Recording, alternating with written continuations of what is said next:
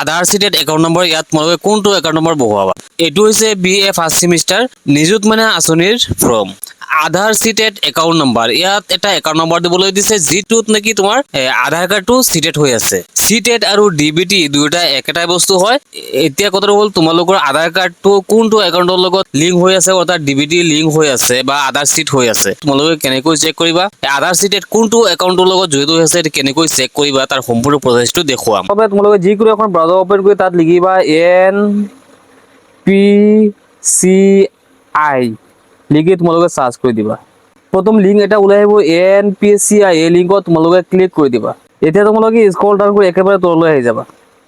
একেবারে তলত আহি তোমালোকে অলপ জুম কৰি চাবা, ইয়াত দি আছে, ইয়াত তোমালোকে পাই যাবা আধাৰ চিটিং স্ট্যাটাস। ইয়াত তোমালোকে ক্লিক কৰিবা, নেক্সট পেজটো ওলাই আহি যাব। ইয়াত তোমালোকে চাব পাৰিছা এই আধাৰ মেপছ স্ট্যাটাসত তোমালোকে ক্লিক কৰি দিবা। এতিয়া তোমালোকে ইয়াত চাব পাৰিছা ইন্টাৰ ইউৰ আধাৰ। ইয়াত এই তিনটা বক্স দিয়া আছে, এই তিনটা বক্সত তোমালোকৰ আধাৰ নাম্বাৰটো বহুৱাই দিবা। তাৰপিছত তলত দিয়া আছে কেপচা কোড, এই কেপচা কোডটো যেনেকৈ আছে তেনেকৈ তোমালোকে ইয়াত ইন্টাৰ কৰিবা। এন্টাৰ কৰাৰ পিছত তোমালোকে চেক স্ট্যাটাস অপশ্যন পাবা, এই চেক স্ট্যাটাসত তোমালোকে ক্লিক কৰি দিবা। ইয়াত তোমালোকে চাব পাৰিছা, ইয়াত দিয়া আছে আধাৰ মেপ স্ট্যাটাস। আধাৰ কাৰ্ডৰ নাম্বাৰটো যিটো তুমি ইন্টাৰ কৰিছা এই নাম্বাৰটো তোমালোকে ইয়াত চাব পাৰিবা।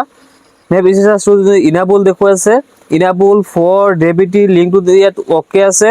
বেংক কোনটো বেংকৰ লগত তোমালোকৰ DBT লিংকটো কৰা আছে বা লাষ্ট আপডেটটো কেতিয়া হৈছে সেইটো তোমালোকে চাব পাৰিবা। চিটিং হৈ নাথাকে, অৰ্থাৎ DBT লিংক নাথাকে, তেনেহ'লে তোমালোকে চিটিং কৰি ল'ব পাৰিবা।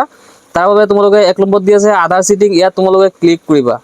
এতিয়া লিংক কৰিবলৈ হ'লে তোমালোকে কি কৰিবা, ইয়াত আধাৰ নাম্বাৰটো বহুৱাবা। নম্বৰত দি আছে চিটিং আৰু ডি চিটিং, তোমালোকে কি কৰিবা চিটিঙত ক্লিক কৰিবা।